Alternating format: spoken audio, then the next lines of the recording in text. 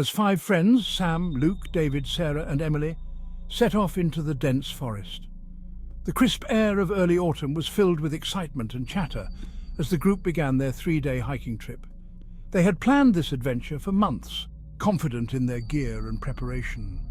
All experienced hikers, they were looking forward to a peaceful escape from the city. But the forest, ancient and thick with towering pines, seemed to have other plans. The first day was perfect, or so it seemed. The sun occasionally broke through the thick clouds as they trekked deeper into the wilderness. They laughed, told stories, and made good progress toward their intended campsite by the river. As dusk settled in, they pitched their tents and lit a fire, warming themselves against the chilly night. As the flames crackled, a figure appeared at the edge of the clearing. A man, wild-eyed and disheveled. He didn't speak, but stood at the periphery of the firelight, watching them with hollow, sunken eyes. David, always the friendly one, invited the stranger over, but the man shook his head and disappeared back into the woods. "That was weird," Emily said, her voice uneasy. "Just a local," Sam shrugged, trying to shake off the unsettling encounter.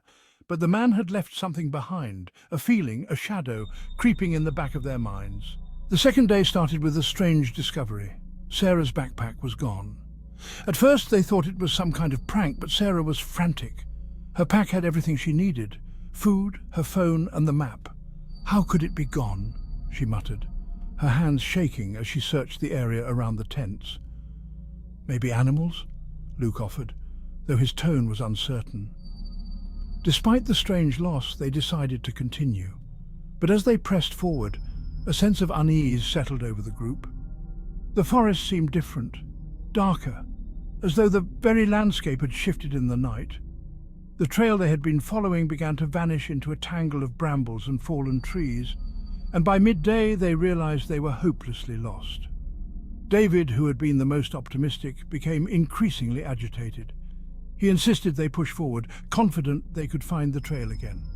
By late afternoon, his confidence started to waver. The air grew heavy, thick with a strange, unnatural stillness. When they set up camp that night, there were no sounds of wildlife, only the crackle of the fire and the rustle of wind through the treetops. That silence, the absence of life, unnerved them. In the middle of the night, Emily woke with a start. She looked around, her heart pounding, sensing something was wrong. David was gone. His sleeping bag was unzipped, and his shoes were still by his tent, as if he had wandered off barefoot into the forest. They searched frantically, calling his name, but the forest swallowed their voices. They never found any trace of him, no footsteps, no broken branches, nothing. It was as if he had simply vanished. By the third day, the group was unraveling. David's disappearance weighed heavily on everyone, but Luke took it the hardest.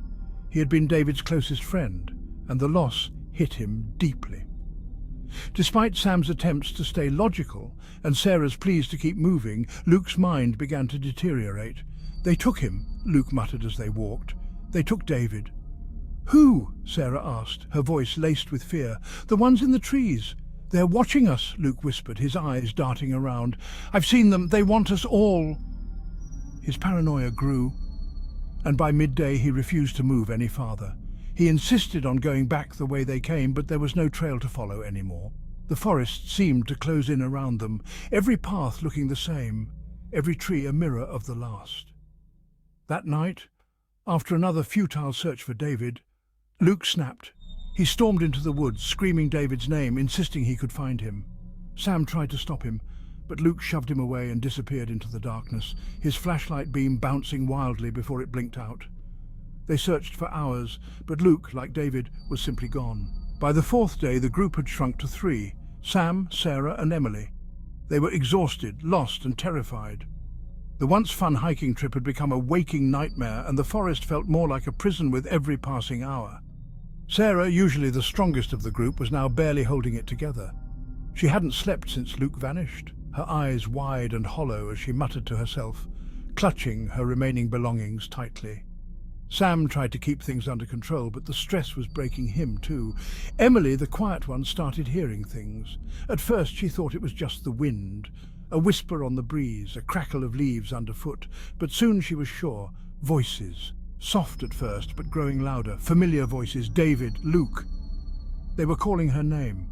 The night passed slowly, with Sam keeping watch while Sarah sobbed quietly beside him. By morning, Sarah was gone too. Her tent was empty, but unlike the others, there were signs of struggle.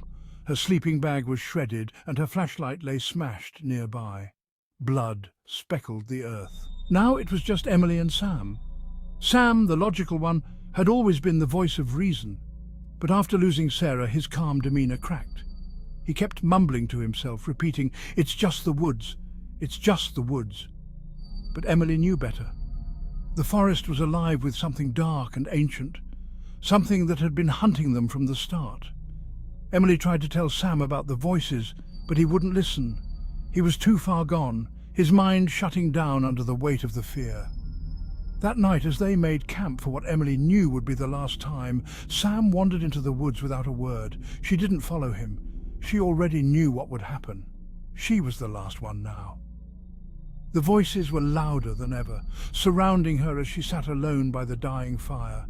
They called her name over and over, each voice belonging to one of her lost friends.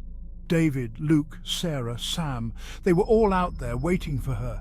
She could hear footsteps approaching, the crack of branches and the soft rustle of leaves, but when she looked into the darkness there was nothing, only the oppressive weight of the trees pressing in around her.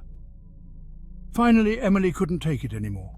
She stood and walked into the woods, her mind unravelling completely. The voices grew louder, more insistent, until they were deafening. And then, just as suddenly, there was silence. When the search party finally arrived weeks later, they found no bodies, no traces of the 5 hikers. The campsite was abandoned, the gear untouched, and the only sign of their presence was the fading campfire and the eerie quiet of the forest around it. The woods had taken them one by one, and the forest always keeps what it takes.